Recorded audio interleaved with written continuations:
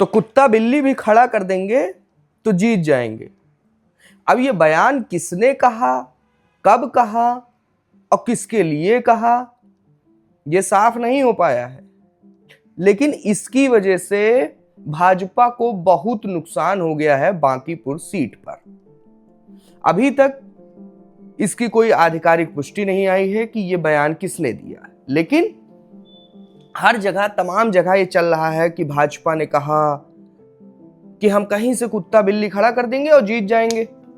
अब इस बयान को पूरी तरीके से फैला दिया गया और पूरे बिहार में अगर पढ़ी लिखी जनता ये कहा जाता है कि कहीं पे है तो बांकीपुर जगह पे ही है, उसी सीट पे है।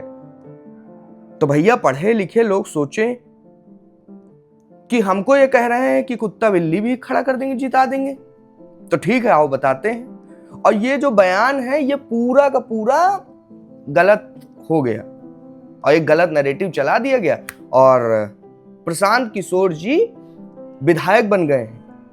वो प्रशांत किशोर जी जिनके लिए ये कहा जा रहा था कि बड़ी बड़ी बातें कर रहे हैं, हवा है, उड़ जाएगी, वो एक विधायक ला दिए हो कहां, बांकीपुर, वो सीट जहां से नितिन नवीन जी निकले हैं और आज भाजपा जो सबसे बड़ी पार्टी है उसके राष्ट्रीय अध्यक्ष हैं। तो सवाल कई सारे खड़े हो रहे हैं कि भाजपा नितिन नवीन की सीट कैसे हार गई, जबकि नितिन नवीन की जो सीट है वो ना, उस पे ये कहा जाता है कि भैया ये सबसे सेफ है भाजपा की। और बिहार के अंदर जब उपचुनाव हुआ और उससे पहले नितिन नवीन जो वहां के विधायक थे उनको भेज दिया गया दिल्ली और सबसे बड़ी पार्टी का अध्यक्ष बना दिया, उसके बाद भी हार गए। तो प्रशांत किशोर की ये जो जीत है ये कई मायनों में बहुत बड़ी है, लेकिन बयानों का जो खेल होता है ना, ये कैसे पूरे चुनाव को बदल देता है। ये आपको पता होगा कि जब लोकसभा का चुनाव हुआ था तो उत्तर प्रदेश के अंदर इसका सबसे ज्यादा असर देखने को मिला, क्योंकि अयोध्या में लल्लू सिंह जी ये कह दिए थे कि हम आएंगे तो संविधान बदल देंगे। देश सोचा, उत्तर प्रदेश सोचा कि भैया ये तो अब अलग रास्ते पे हैं, ये आएंगे हमारा संविधान ही बदल देंगे। सब घटाघट वोटवा जो है वो अयोध्या के अंदर भी भाजपा खड़ा दिए। प्रधानमंत्री के तौर पे उन्होंने मोदी जी को बनाया, लेकिन वो अयोध्या वो सीट जहां भाजपा ये कह रही थी कि राम मंदिर बना दिए हैं, ये सीट 50 साल तक कहीं नहीं जाने वाली, और उसी 2 साल में तो बयान बहुत जरूरी है, लेकिन यहां तो अभी साबित ही नहीं हुआ है, क्योंकि रविशंकर जी कह रहे हैं कि हमारे कोई भी बयान उठाकर देख लो, हमने बोला ही नहीं। और कई बार प्रशांत किशोर जी इस बयान को ले चुके हैं, मीडिया भी ये चला रही है कि ये बयान दिया गया है भाजपा की तरफ से। लेकिन एक बात बता दे, जो भाजपा के समर्थक हैं भले बयान ना देते हों, लेकिन दबी आवाज में ये कहते जरूर हैं कि हम कुत्ता बिल्ली लड़ा देंगे तो भी जीत जाएंगे। सच भी है, क्योंकि जो मोदी जी की लहर है, जो उनकी पॉपुलैरिटी है, उसके आगे अभी तो फिलहाल कोई नहीं टिक पा रहा है। तो चलिए बात करते हैं बिहार की उस सीट की। तो मेरा नाम है उत्कर्ष सिंह और आप देख रहे हैं हिंद न्यूज।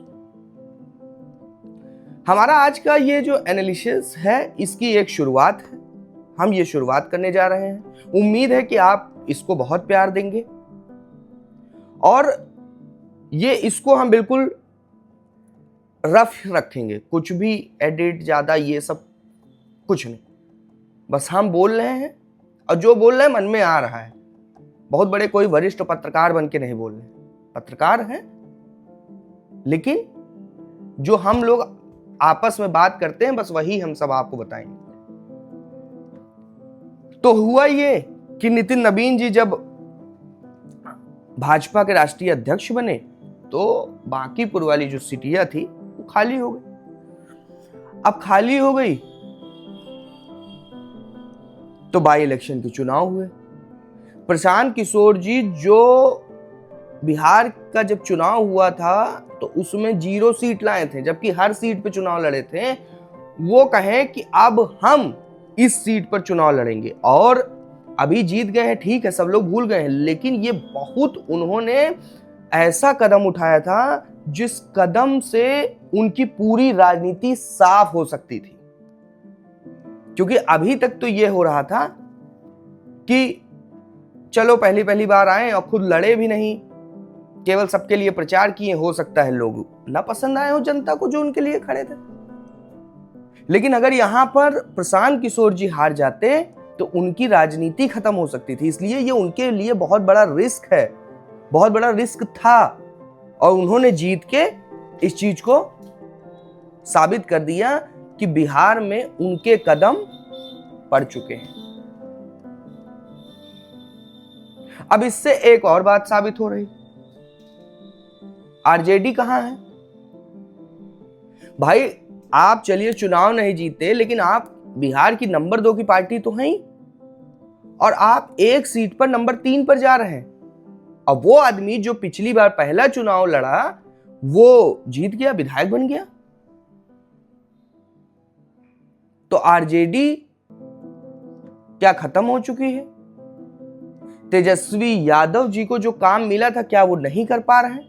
अभी एक उनका वीडियो भी आया है जिसमें वो बयान मीडिया को ये दे रहे हैं कि यार चुनाव छोड़ो, अभी सावन का वक्त है।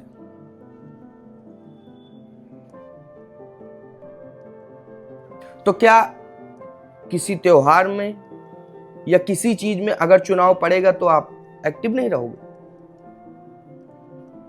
तो इस तरीके का बयान है। अब ये जब जनता सुनती है, सुनती तो है ही, और जब जनता सुनती है तो कहती है कि ये तो ऐसी बात कर रहे हैं, हम इनको काहे वोट दें भैया।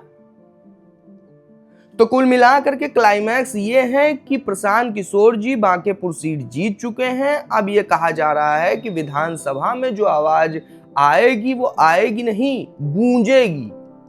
और जो सबसे बड़ा टारगेट प्रशांत किशोर जी का है वो है सम्राट चौधरी, जो कि मुख्यमंत्री हैं बिहार के, तो उनके पीछे भी ये लग जाएंगे हाथ धो करके।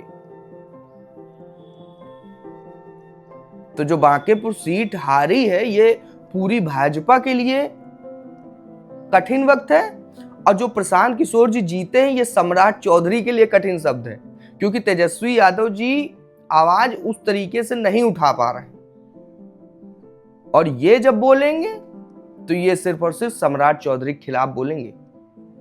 और आते ही इन्होंने कह दिया, भाई जनता के मांगने से पहले ही इन्होंने कह दिया कि हम विधायक बने हैं भैया, हमसे बेंगलोर बनाने की उम्मीद मत करो, हम बांकेपुर को बेंगलोर नहीं बना देंगे, पहले ही कह दिए हैं। यानी इनका कहने का मतलब ये है कि एक सीट भले जिता दिए हो लेकिन अभी जिताते रहो। तो ये था हमारा थोड़ा सा छोटा सा एक एनालिसिस। हम आगे और भी अच्छे तरीके से कोशिश करते रहेंगे। हमारे चैनल को सब्सक्राइब कर लीजिए, लाइक करिए। बहुत बहुत धन्यवाद।